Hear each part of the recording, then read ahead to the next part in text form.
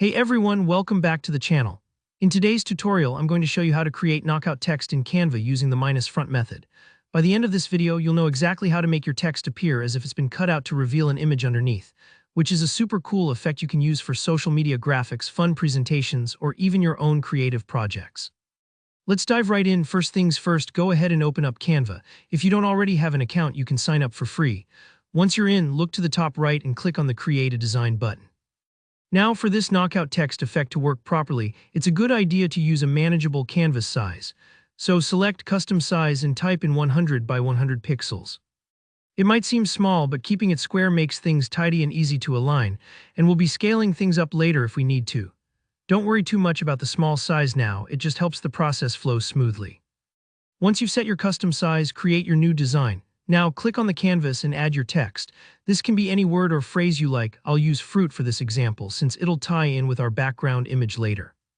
Here's an important detail. Change the color of your text so it matches the background exactly. So if your background is white, pick white for your text too. This might feel strange, almost like your text is vanishing into the canvas, but don't stress. This step makes the knockout effect crisp and seamless down the line. Next up, click on the Elements tab and choose a shape. A rectangle or a circle both work really well here. Position the shape so it's behind your text and your text is sitting neatly inside it. Try to eyeball the alignment so it looks centered and balanced, just like you'd do if you were arranging stickers on a scrapbook page. Once you're happy with how it's looking, it's time to download. This part's important. When you click Share and then Download, make sure to select PNG as the file type and also check the box that says Transparent Background. That little checkmark is key, otherwise you'll get a white backdrop, and that'll ruin the knockout effect we're aiming for. Give Canva a moment to download your design. It might take a few seconds, especially if your internet's a bit slow. Don't worry if it hangs for a bit, that's normal.